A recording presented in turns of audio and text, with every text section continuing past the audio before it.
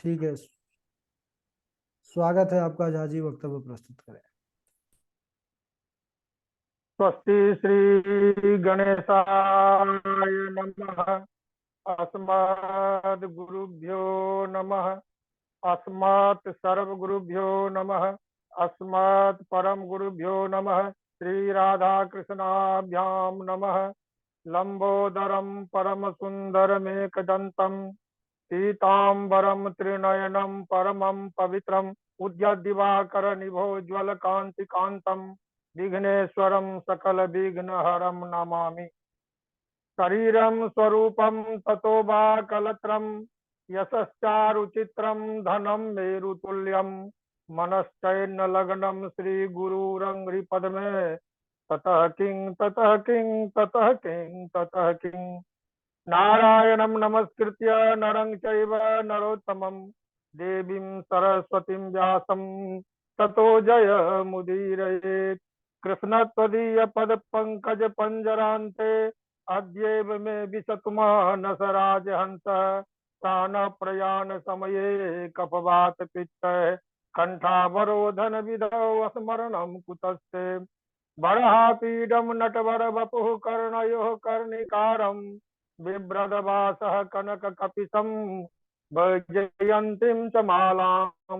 रन्ध्रान् वेणोरधर सुधया पूरयन् गोपवृन्द बृन्दारण्यं सपदरमणं प्राविशद गीतकीर्ति। रामाय रामभद्राय रामचंद्राय वेदसे रघुनाथाय नाथाय सीतायाः पतये नमः। लक्ष्मीनाथ समारंभां नाथयामुनिमध्यमाम् अस्मदाचार्य पर्यन्तां वन्दे श्रीगुरु परम्पराम्। अंजनानंदनं वीरं जानकी शोकनाशनं कपीशमक्षहन्तारं वन्दे लंका भयंकरं। जय जय श्री राधा रमण जय जय नवल किशोर जय गोपी चित चोर प्रभु जय जय माखन चोर। भक्ति भक्त भगवंत गुरु चतुर्नाम बपु एक इनके पद बंदन कियो नासत विघ्न अनेक। बोल दे वृंदावन बिहारी लाल की जय। सुखदेव भगवान की जय। भागवत महापुराण की जय। जय जय राधे श्याम जय जय राधे श्याम। अनंतानंत कोटि ब्रह्मांड नायक अचिंत्य कल्याण गुणगण निधान सर्वेश्वर सर्वाधिपति अकारण करुणा वरुणालय अकारण करुणा कारक अकारण कल्य सापहारक परात परम ब्रह्म अनंत कोटि कंदर्प दर्प दलन पटियान निर्गुण निराकार सगुण साकार जगदैक बंधु करुणैक सिंधु सच्चिदानंद घन परमात्मा श्री कृष्ण के युगल चरणों में दास का बारंबार प्रणाम। उनकी आह्लादनी शक्ति वृषभानुनंदनी भगवती भास्वरी जगदीश्वरी श्री राधा रानी जी के चरणार बिंदों में दास का बारंबार प्रणाम। समुपस्थित भक्तगण भागवत कथानुरागी सज्जनों मातृमयी शक्ति भगनी बांधवों और जूम ऐप के माध्यम से कथा श्रवण करके मेरे उत्साह को बढ़ाने वाले परम पूज्य गुरु जी एवं अन्य मेरे बड़े और छोटे साथियों, भगवान का नाम अहर्निश लेते रहना चाहिए। इस कलिकाल में हरि का नाम ही उद्धार करने वाला है और इसी हरि चर्चा के क्रम में कल के वक्तव्य में भागवत के स्वरूप को और वैष्णवों के हृदय में भक्ति की स्थापना विषयक चर्चा हुई थी।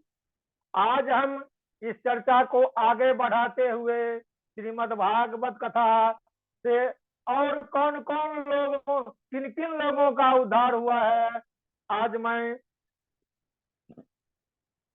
धुंधुकारी जो प्रेतत्व को प्राप्त हो गया था, श्रीमद् भागवत की कथा सुन करके वह प्रेत जोनी से कैसे मुक्त हुआ, यह चर्चा हम करने जा रहे हैं। तुंगभद्रा नदी के तट पर एक गांव था। वहां पर आत्मदेव नाम के एक संत रहते थे।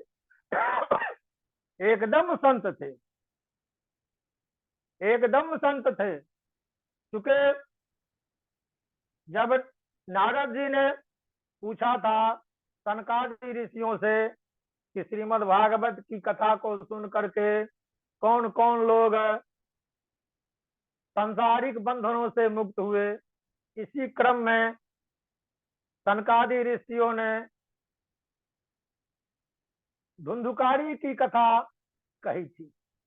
और उसी धुंधुकारी की कथा के क्रम में हम आगे बढ़ रहे हैं कि तुंगभद्रा नदी के तट पर आत्मदेव नाम के एक संत थे, वैष्णव थे, तपस्वी थे, हमेशा भगवान के नाम में लीन रहते थे। भगवान नाम स्मरण ही उनका परम ध्येय था।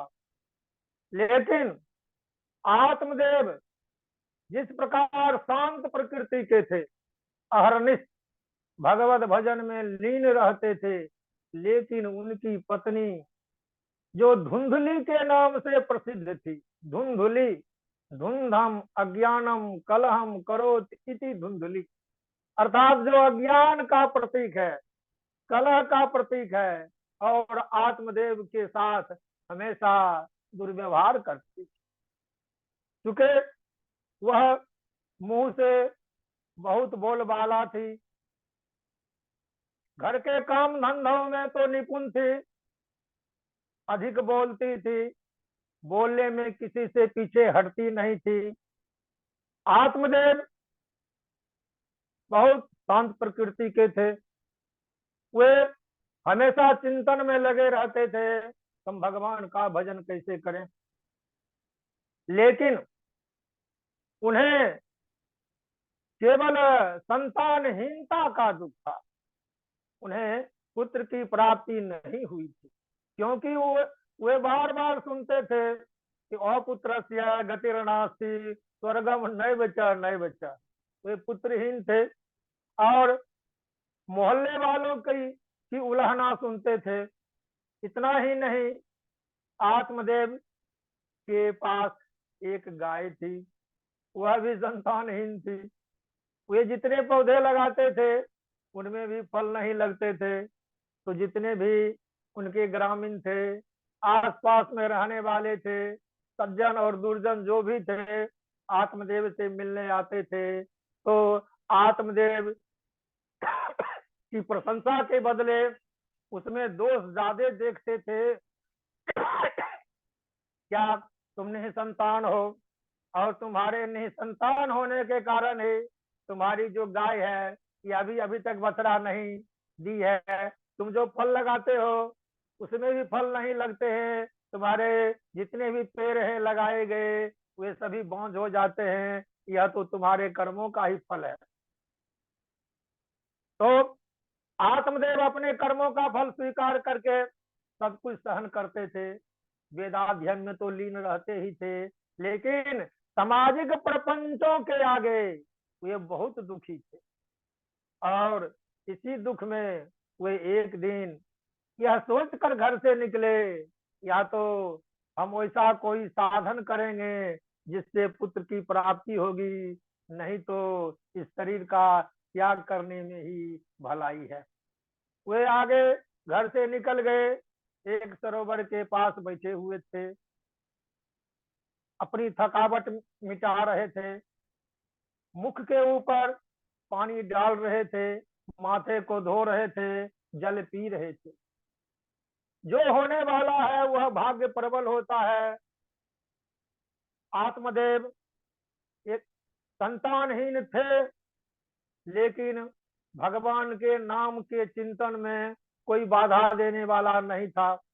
वे अहरनिश भगवान का भजन करते थे, लेकिन होने वाला कुछ और था, जिसके चलते वे पुत्र प्राप्ति के उद्देश्य से घर से निकले थे। एक सरोवर के तट पर बैठे हुए हैं, सोच रहे हैं, चिंता मग्न हैं, रो रहे हैं। उनकी ऐसी स्थिति बनी हुई थी। संयोग से जब कुछ होने वाला होता है चाहे अच्छा होने वाला हो या बुरा होने वाला हो, तो ऐसा अवसर आ जाता है। एक संत सन्यासी कहीं से भटकते हुए आ रहे थे। देखे कि एक संत सरोवर के तट पर बैठकर रो रहे हैं। उन्होंने उनसे सहानुभूति पूर्वक पूछा, हे महात्मन, आप तो संत प्रकृति के लगते हैं, विरक्त भी लगते हैं, हमेशा आपके मुंह से भगवान नाम का उच्चारण होता है, फिर भी आप इस प्रकार रो क्यों रहे हैं? आत्मदेव संत के आगे झुकते हैं, दंडवत प्रणाम करते हैं और अपने हृदय के दुख को व्यक्त करते हैं। कहते हैं, हे महात्मन, मुझे किसी चीज की कमी नहीं है, न धन की कमी है, न तपोबल की कमी है, मैं हर तरह से परिपूर्ण हूँ, लेकिन मेरे को एक चीज की कमी है, वह है पुत्र। मैं निसंतान हूँ, मेरे पुत्र नहीं है, और पुत्र नहीं रहने के कारण मुझे तरह तरह की उलहना सुनने को मिलती है। मेरे आस पड़ोस में रहने वाले मेरे कर्मों का दोष देते हैं कि तुम्हारे पूर्व जन्म का कर्म ही ऐसा है जिसके चलते तुम्हें संतान की प्राप्ति नहीं हुई। मुझे संतान चाहिए, और संतान की लालसा से ही मैं आपके आगे विनती कर रहा हूँ, प्रार्थना कर रहा हूँ कि हे महात्मन, ऐसा कोई साधन मुझे बताइए जिससे मुझे पुत्र की प्राप्ति हो जाए। संत ध्यान लगाते हैं और कहते हैं, हे सज्जन, हे आत्मदेव, मैंने ध्यान लगा करके देखा, अरे एक जन्म का क्या, तुम्हें तो 7 जन्मों में भी पुत्र प्राप्ति का योग नहीं है। इसलिए तुम रो मत, दुख का त्याग करो और हमेशा हरि नाम चिंतन में लीन रहो। हरि ही तुम्हारा कल्याण करेंगे, उन्हीं के स्मरण से तुम्हारा उद्धार होगा। और यह जो मायावी संसार है, यह जो प्रपंच है, यह तो दुखों का कारण है। भला है, अच्छा है कि तुम संतानहीन हो। तुम्हें संतानहीनता का दुख है, लेकिन यति सन्यासी समझा रहे हैं कि मैं तो समझ रहा हूं कि तुम ही सुखी हो, क्योंकि तरह तरह के उदाहरण देते हैं कि सन्यासी सबसे सुखी है, जो वैरागी है वह सबसे सुखी है। यदि भोग की वस्तु से रुचि लेते हैं तो रोग बढ़ता है, भोग की वस्तु से रुचि लेते हैं तो रोग बढ़ता है, और यदि धन ज्यादा हो जाता है तो राजा का भय रहता है। चुप रहते हैं तो लोग समझते हैं कि यह दीन है। इसलिए और सुखी कोई नहीं है। बहुत ज्ञानी है, उन्हें भी भय है, जो गुणी है उन्हें भी भय है। निर्भय है कौन? एक वैरागी। वैराग्य अभय प्रदान करने वाला है। तुम सबसे मुक्त हो जाओ, पुत्र नहीं है, नहीं है, केवल अपने हृदय में भगवान का नाम जपते रहो, लेते रहो, उसी में तुम्हारा उद्धार होगा। दूसरा उदाहरण देते हैं, राजा सगर के 60,000 पुत्र थे। राजा सगर के 60,000 पुत्र थे। उन पुत्रों से राजा सगर को क्या लाभ मिला? कोई लाभ नहीं मिला। तो सन्यासी का जो जीवन है वह हर प्रकार के जीवन में उत्तम है, लेकिन आत्मदेव को महात्मा की बात अच्छी नहीं लग रही थी, क्योंकि उनके मन में एक बात ही जमी हुई थी, जैसे तैसे पुत्र का मुंह देखें। क्योंकि पुत्र का मुंह देख लेंगे तो गांव समाज घर में मेरी प्रतिष्ठा होगी, और सब लोग मुझे पुत्रवान का करके धर्मात्मा मानेंगे, नहीं तो मुझे पापी मानते हैं, अभागा मानते हैं। मैं इसी दुर्भाग्य को मिटाने के लिए आपसे प्रार्थना कर रहा हूँ। तो सन्यासी ने सोचा कि जो गति आत्मदेव की लिखी हुई है उसको मिटाने वाला कोई नहीं है। तो भोग जो है वह प्रबल होता है, और जो आत्मदेव के लिए प्रभु ने निर्धारित कर दिया है वह तो इसे भोगना ही पड़ेगा। काफी सोच समझ करके संत ने आत्मदेव को एक फल लेकर दिया। कहा यह फल है, और यह कैसा फल है? तो पुत्र देने वाला फल है। केवल अपनी पत्नी को ले जा करके यह फल खिला देना, और अपनी पत्नी को समझा देना कि 1 साल तक, साल भर तक, 9 महीने 10 महीने तक धर्म का करे, सत्य बोले, तप करे, दया दिखावे, दान करे। इससे जो पुत्र होगा वह यशस्वी होगा, तेजस्वी होगा, कर्मठ होगा, गुणवान होगा, कीर्तिमान होगा। संत हमेशा रहते एक जगह नहीं है।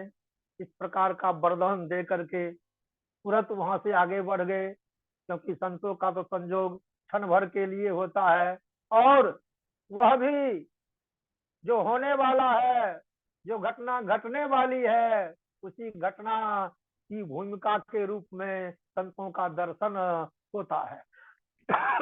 आत्मदेव बहुत खुश हुए, फल को लेकर के चले और अपनी पत्नी के पास आए, उसको समझाए कि हे कल्याणी, हे लक्ष्मी, संत ने मुझे एक फल दिया है, यह फल खा लो और तुम्हें 10वें मास में एक सुंदर पुत्र होगा। फल खाने के बाद नियम से सत्य बोलेगी, झूठ नहीं बोलेगी, दयालु प्रकृति की बन जाएगी, दान धर्म में लगी रहेगी, तो पुत्र यशस्वी होगा। आत्मदेव पत्नी को समझा करके अपने अन्य गार्हस्थ्य कार्यों में लग गए। अब आत्मदेव की पत्नी धुंधली, नाम तो धुंधली है, अर्थात उसमें ज्ञान नहीं है, केवल अज्ञान है, अंधकार है। वह सोचती है कि यह फल खा लेंगे, इस फल को खाने से मैं गर्भवती हो जाऊंगी, मेरा शरीर का वजन बढ़ने लगेगा, और प्रसव पीड़ा भी बहुत कष्टदायक है, और गर्भावस्था में जब मैं चलने फिरने से लाचार हो जाऊंगी, उस समय यदि गांव में घर में आग लग जाएगी तो मैं तेजी से भाग कर अपनी जान भी बचा नहीं सकती हूँ। ऐसी परिस्थिति में मैं यह फल कैसे खाऊं? इसी चिंता में वह लगी हुई थी कि यह फल खा करके गर्भवती होना आपत्ति मोल लेने के जैसा है।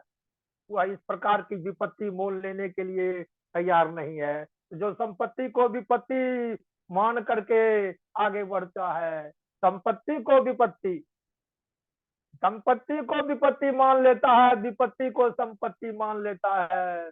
विपद विस्मरणम विष्णु संपन्न नारायण स्मृति। तो विपत्ति को मोल लेने के लिए आत्मदेव फल लेकर आए ही हैं, और उससे भी ज्यादा अधिक विपत्ति झेलने के लिए आत्मदेव की पत्नी तैयार हो गई कि मैं किसी भी परिस्थिति में यह फल ग्रहण नहीं करूंगी।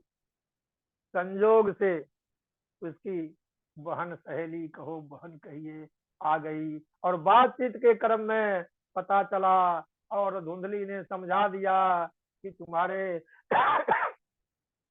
आत्मदेव ने हमारे लिए फल लाया है और कहा है कि फल खा लो और पुत्र की प्राप्ति होगी। तुम ही मुझको समझाओ कि फल खाने से मेरी क्या दुर्दशा होगी, मैं गर्भ पीड़ा को कैसे झेल पाऊंगी, जबकि स्त्रियों के लिए गर्भ पीड़ा जो है आनंददायक पीड़ा है। पीड़ा अनेक प्रकार की है, लेकिन स्त्रियों के लिए गर्भ पीड़ा सबसे आनंददायक पीड़ा है। इस पीड़ा से भाग्यशाली स्त्रियां पीछे नहीं उड़ती हटती है, लेकिन धुंधली इस पीड़ा को सहने से भी मुंह मोड़ लेती है। उसकी सहेली बतला देती है कि मैं गर्भवती हूँ, 10-9 महीने में मेरे भी पुत्र होंगे, किसी प्रकार तुम आत्मदेव को समझा दो कि मैंने फल खा लिया है, और अपने आप को छिपा कर रखो, जब मेरे पुत्र होंगे तो मैं तुम्हें पुत्र समर्पित कर दूंगी और बदले में तुम मुझे धन दे देना। धुंधली तैयार हो गई और वह जो फल था स्वयं नहीं खा करके आत्मदेव ने जिस गाय को पाल रखी, जिस यानी वह गाय जो बहुत दिनों से न तो बछड़ा दे रही है और बछड़ा नहीं देगी तो दूध कहाँ से देगी। तो धुंधली ने संत के दिए गए उस प्रसाद रूपी फल को गाय को खिला दिया। गाय फल खा करके गर्भवती हो गई। 9 महीने के बाद जब धुंधली की बहन ने अपना पुत्र सौंप दिया और आत्मदेव को यह समाचार मिल गया कि मैंने पुत्र को जन्म दिया है, काफी प्रसन्न हुए। पंडितों को बुलाए, जात कर्म हुआ, नाम संस्कार हुआ। यहाँ नामकरण में भी दोनों उलझ गए।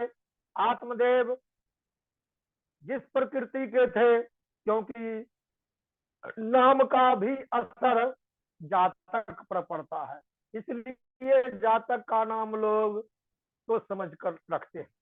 जन्म के 10 दिन में पुत्र का नामांकन होता है, तो जन्म के बाद जब नाम रखा गया तो दोनों में विवाद हुआ कि नाम मैं पुत्र जन्म मैंने दी है, गर्भ पीड़ा मैंने सहा है, तो नाम भी मेरे अनुसार ही इसका होगा। आत्मदेव यहाँ कुछ नहीं बोल पाते हैं। जब आत्मदेव सोच रहे थे इसका हम नाम अपनी नाम की तरह रखेंगे, लेकिन धुंधली ने अपने नाम की तरह ही अपने पुत्र का नाम रख दिया, धुंधुकारी। धुंधुम अज्ञानम कलहम कारयति प्रदायति यह सह धुंधकारी। जैसा नाम वैसा काम। तो धुंधकारी पला। ठीक 10वें मास में आत्मदेव की जो गाय थी उसने भी एक शिशु को जन्म दिया। गाय तो बछड़ा देती है, लेकिन गाय ने जिस शिशु को जन्म दिया वह मानव की आकृति का था। केवल उसके कान बड़े थे और वे गाय के कान के आकार के थे, जिसके चलते गोकर्ण उनका नाम पड़ा। आत्मदेव ने उस संत के प्रसाद स्वरूप जो गाय के बच्चे हुए उसका नाम गोकर्ण रखा। वह महान ज्ञानी हुआ और जो धुंधकारी है महान खल हुआ, दुष्ट हुआ। अब दोनों में अंतर यही है कि संतों का प्रसाद महाज्ञानी और असंतों का प्रपंच महाधूर्त, पापी, अत्याचारी, शास्त्र विमुख, धर्म विमुख, मातृ पितृ सेवा से मुमुख, मुंह मोड़ने वाला हो गया। धीरे धीरे दोनों बड़े हुए, गोकर्ण जी भी बड़े हुए और धुंधकारी भी बड़ा हुआ। धुंधकारी का आचरण अनुकरणीय नहीं था। वह हमेशा अपने पिता के साथ, माता के साथ और अपने समाज में भी कलह करता था, मारपीट करता था, चोरी डकैती छीना झपटी ही उसका काम था। धन के लोभ में वह पाप से पाप कर्म को करने में भी पीछे नहीं हटता था। वैसी परिस्थिति में एक दिन धुंधकारी ने अपने पिता आत्मदेव को भी पीटा। पुत्र के हाथ से मार खाने के बाद आत्मदेव काफी दुखी हुए, बैठकर रोने लगे। उनको रोता हुआ देख करके महाराज गोकर्ण पहुंचे और पिताजी को सांत्वना दिया। हे पिताजी, यह जो सांसारिक बंधन है यह तो कष्ट का कारण ही है, इसलिए यह मेरा बेटा है, यह मेरी पत्नी है, यह मेरा घर है, यह मेरी गाय है, यह मेरा है, तो मेरा का जो झमेला है इसका त्याग कर दीजिए और आपको परम सुख का लाभ मिलेगा।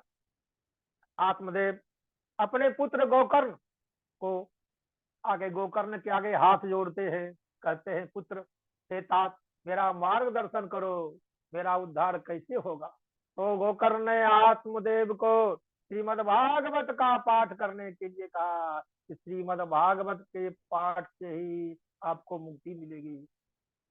श्रीमद् भागवत के 10वें स्कंद का पाठ गोकर्ण के सलाह पर, गोकर्ण के परामर्श पर आत्मदेव ने तीर्थ स्थान में जाकर किया। तो 10वें स्कंद के पाठ से आत्मदेव को मुक्ति मिली। वे भगवान के धाम को गए, भगवान में उनका निश्चल प्रेम बन गया। तो आज यहाँ हम देख रहे हैं कि संतति उद्धार का कारण है और संतति दुख का भी कारण है। पुत्र सपूत का धन संचय, यदि पुत्र पुत्र हुआ तो धन जमा करने से कोई लाभ नहीं है, और यदि पुत्र कुपुत्र हो गया तो भी धन से कोई प्रयोजन नहीं है, किसी काम का नहीं है। तो आत्मदेव गोकर्ण का उपदेश सुन करके श्रीमद् भागवत के 10वें स्कंद का पाठ करके वे परम धाम को चले गए। पिता के मर जाने के बाद, स्वर्ग चले जाने के बाद धुंधकारी और आजाद हो गया और वह माँ को पीटने लगा। कहा कि पिताजी ने तुम्हें जो जो रुपया पैसा ला कर दिए हैं, जमा किए हैं, जो तुम्हारे पास संपत्ति है तुम छिपा कर रखी हुई है, मुझे दो। धुंधली ने धुंधकारी से कहा कि बेटा मेरे पास कुछ है नहीं, मेरे पास तो तुमने कुछ रहने दिया ही नहीं, सब लेकर के शराब में नष्ट कर दिया, वेश्यावृत्ति में अपव्यय कर दिया, तो मैं कहाँ से दूं। लेकिन धुंधकारी ने माँ के साथ बहुत बुरा व्यवहार किया। माँ अपने पुत्र धुंधकारी के व्यवहार से, धुंधकारी की प्रताड़ना से इतना उब गई कि रात में घर से भागी। संजोग ऐसा हुआ अंधेरे में एक कुएं में गिर गई और उसी में गिर करके भगवान की प्यारी बन गई। धुंधली की मृत्यु हुई। धुंधली के मरने के बाद धुंधकारी वेश्याओं के संग अधिकतम रहने लगा। घर पर वेश्याओं को ला करके रखने लगा। 5 वेश्याओं को घर पर ले आया और चोरी डकैती छीना झपटी करके वह धन लाता था। एक दिन उसने राजा के यहाँ ही चोरी कर ली और राजा के यहाँ चोरी करके राजा का धन लेकर घर आ गया। अब उन वेश्याओं ने आपस में विचार किया, यह तो राजा के यहाँ डाका डाला है और राजा को यदि पता चल गया कि धुंधकारी के यहाँ धन है मेरा, तो आएगा, छापा मारेगा और हम लोगों को भी फांसी पर चढ़ा देगा। इसलिए अच्छा है किसी को पता भी नहीं चले और इस धुंधकारी का हम गोविंदाय नमो नमः कर दे। इसी क्रम में धुंधकारी के गले में फंदा बांधा, कसा, खींचा, लेकिन धुंधकारी के प्राण निकल नहीं रहे थे। घर में जो जलती हुई आग थी वह जलती हुई लकड़ी धुंधकारी के मुंह में डाला। इस तरह धुंधकारी तरफ तरफ कर अपना प्राण त्याग दिया। और प्राण त्यागने के बाद वह प्रेत जोनि को प्राप्त हो गया। जब यह समाचार गोकर्ण को प्राप्त हुआ, क्योंकि गोकर्ण तीर्थ यात्रा पर चला गया था, पिता को भगवान प्राप्ति का मार्ग बता करके, भागवत धर्म का उपदेश करके वह तीर्थ यात्रा को चला गया था। और जब उसे तीर्थ यात्रा के क्रम में ही पता चला कि भाई धुंधकारी की हत्या हो गई, वह मर गया, तो तीर्थों में पिंड दिया, गया श्राद्ध किया, लेकिन आज गोकर्ण आश्वस्त हो गए कि मैंने तो धुंधकारी का श्राद्ध कर दिया है, पिंडदान कर दिया गया है, अब धुंधकारी स्वर्ग चला गया होगा। तीर्थ यात्रा के क्रम में घूमते घूमते गोकर्ण अपने घर आए और रात्रि में अपने घर में ही विश्राम किया, क्योंकि रात के समय वह दूसरे के घर पर कहाँ जाते। लेकिन जो ही अपने घर में आते हैं, रात में सोते हैं, बहुत जोरों की आवाज होती है, लगता है कि कुछ अनहोनी होने वाला है। गोकर्ण समझ गए कि जरूर वायु का प्रभाव है, हवा में कुछ न कुछ ऐसा ऐसी विषम परिस्थिति बन गई है, कुछ जरूर घटना घटने वाली है। इसलिए गोकर्ण ने मंत्र पढ़ा और जल का छींटा मारा, तो वह जो भटकता हुआ धुंधकारी है, धुंधकारी की जो आत्मा है, जो प्रेतत्व को प्राप्त हो गई है, वह भटक रही है और अपने उद्धार करने वाले को खोज रही है आत्मा। तो गोकर्ण के सामने वह तरह तरह का रूप धारण करता है और डराने लगा गोकर्ण को। लेकिन गोकर्ण तो संत थे, उनके हृदय में तो भगवान की मूर्ति बसी हुई थी। उन्होंने मंत्र पढ़ा, फूंक मारा, जल छिड़का, इससे धुंधकारी की जो आत्मा थी उसको कुछ शक्ति मिली और बोला, अहम भ्राता तो दियोस्मे धुंधकारी नामत स्वकीय नैव दोषेण ब्रह्मत्वम नासितम मया। हे भाई, मैं तुम्हारा भाई गो धुंधकारी हूँ और मैंने किसी दूसरे के दोष से नहीं, अपने दोष से, अपने कर्मों के फल के कारण अच्छा काम मैंने नहीं किया, केवल बुरा काम किया और उसी के चलते मुझे प्रेत जोनी प्राप्त हुई है। गोकर्ण समझाते हैं, मैंने तो तुम्हारा श्राद्ध गया में कर दिया, तीर्थों में पिंडदान दिया, लेकिन फिर भी तुम प्रेत जोनी से मुक्त नहीं हुए। धुंधकारी की आत्मा बोलती है कि भाई, मेरा काम ऐसा है, मैंने इतना बुरा काम किया, दुष्कर्म किया, पाप किया, माता पिता को मारा, पीटा, चोरी, डकैती, ऐसा एक भी नहीं करने योग्य काम नहीं बचा, इसे मैंने नहीं किया। इसलिए एक किया, 10 बार भी यदि आप गया में मेरा श्राद्ध करेंगे तो भी मुझे प्रेत जोनी से मुक्ति नहीं मिलती है। जैसा पाप होता है उसी पाप की तुलना में ही प्रायश्चित होता है। मेरा जितना बड़ा पाप है उससे भी अधिक शक्तिशाली यदि मंत्र है, यदि साधन है, तप है, उसी का आचरण करो, तभी मेरा उद्धार होगा। गोकर्ण ने धुंधकारी को आश्वस्त किया कि हे धुंधकारी की आत्मा, तुम अभी जाओ, कल हम तुम्हारे प्रेतत्व की विमुक्ति के बारे में विचार करेंगे, सोचेंगे। प्रातः संतों से मिलकर के गोकर्ण ने अपने भाई धुंधकारी के प्रेतत्व से विमुक्त करने के लिए साधन पूछे। संतों ने बताया कि एक ही ज्ञानी है जो प्रेतत्व से मुक्ति दिलाने का साधन बतला सकते हैं। वह ज्ञानी है कौन? गोकर्ण ने पूछा संतों से, कहा कि वो भगवान भास्कर हैं, वही प्रेत योनि से मुक्ति का मार्ग बतला सकते हैं। गोकर्ण बहुत बड़े तपस्वी थे। उन्होंने अपने तपोबल के प्रभाव से सूर्य के रथ को रोक दिया और जब सूर्य रुके तो गोकर्ण ने भगवान भास्कर को प्रणाम किया। नमस्तुभ्यम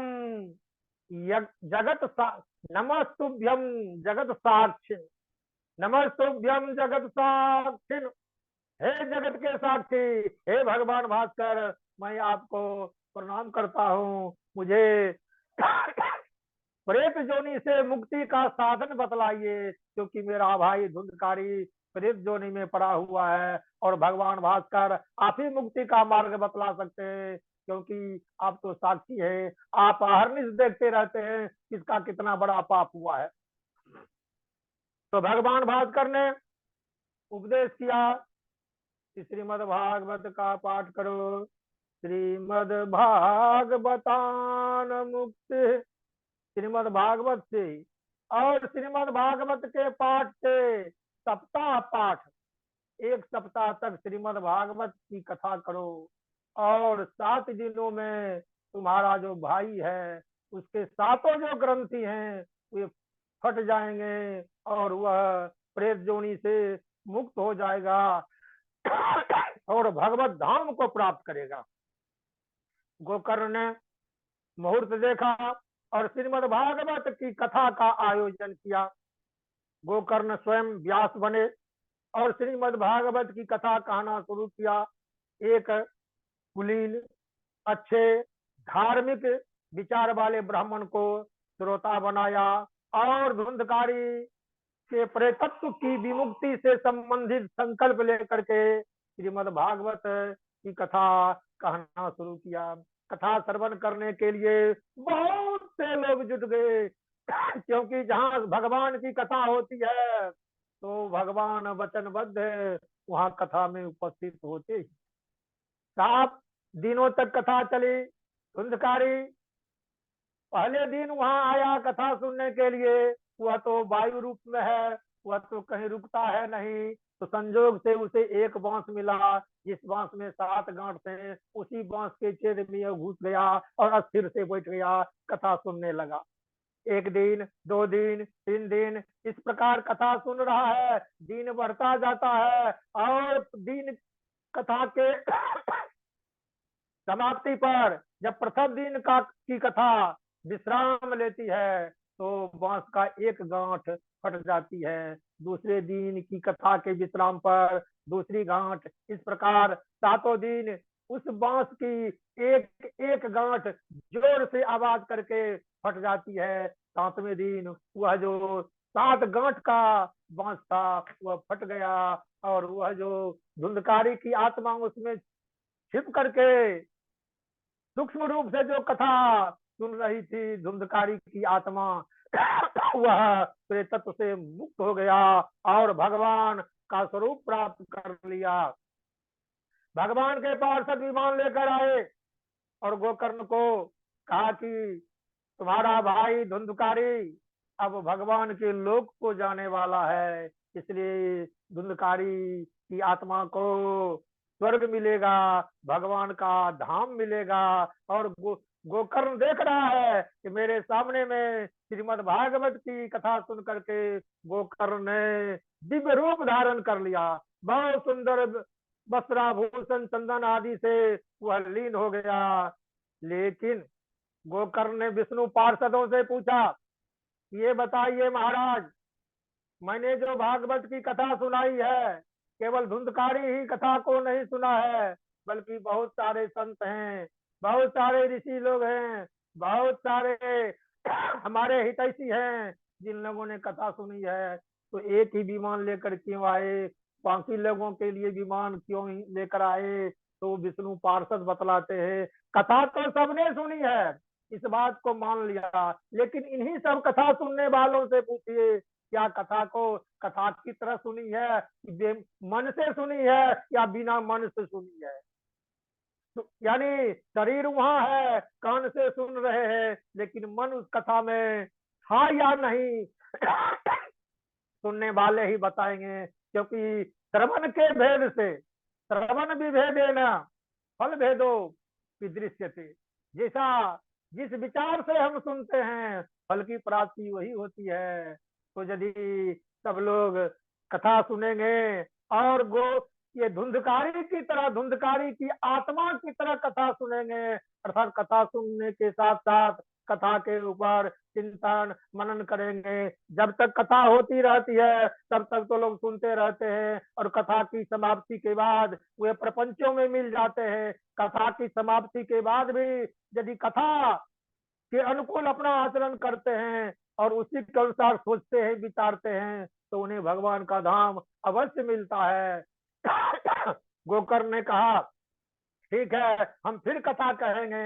विष्णु पार्षदों ने आश्वस्त किया, ठीक है, फिर कथा कहिए, और चिंतन मनन करते हुए यदि सब कथा सुनेंगे, उन्हें उनके लिए भी विमान जरूर आएगा। इस प्रकार गोकर्ण की कथा सुन करके धुंधुकारी का प्रेतत्व नष्ट हो गया, वह दिव्य धाम को प्राप्त हुआ। बोलिए गोकर्ण महाराज की जय, भगवान व्यास जी की जय, सुखदेव महामुनि की जय, वृंदावन बिहारी लाल की जय। जय जय श्री राधे, जय जय श्री राधे। अब मैं भगवान का नाम स्मरण करके अपनी कथा को विराम देंगे। श्रीमन नारायण नारायण नारायण, श्रीमन नारायण नारायण नारायण, श्रीमन राधे राधे, राधे राधे। मैं अपनी वाणी को विराम देता हूँ, और जो हुआ जैसा हुआ गुरु के चरणों में पत्रम पुष्पम फलम तोयम समर्पित करता हूँ। जय झा जी महाराज की जय हो। अद्भुत कथा। अभी अभी हम सब महात्मा पर बने ही थे, और आज वही पूरे चरित्र को बड़ी ही सुंदरता के साथ हमारे झा जी हमारे हृदय पर उतारने का प्रयास किए हैं।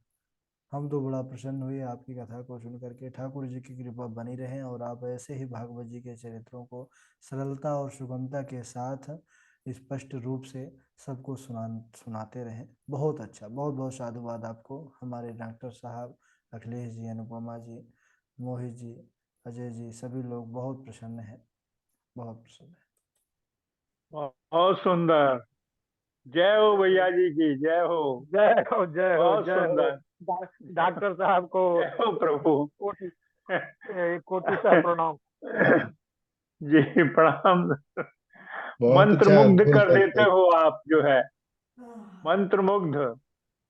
जय हो, जय हो, प्रभु जी ने तो जय हो, आज जय की कथा भी सारी सुना दी। हाँ हाँ बिल्कुल।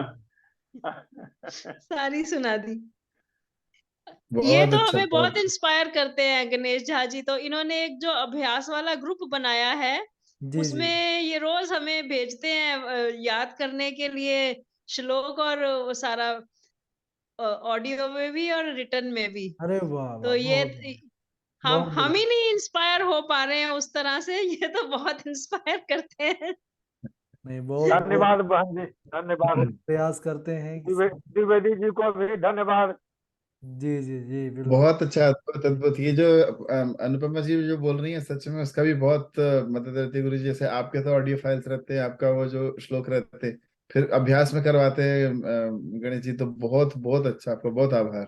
और आज का तो प्रस्तुति बहुत अच्छी थी, बहुत हर बार की होती है, तो अब तो मतलब धन्य है आपके प्रस्तुति सुन के। बिल्कुल बिल्कुल। बहुत सुंदर। गुरुजी कल हमारा नंबर लगा लियो। अच्छा अच्छा, ठीक है, बिल्कुल बिल्कुल। डॉक्टर साहब तैयार रहिएगा आप। जी जी जी हम विद्यासागर जी को बोल देंगे। जी जी।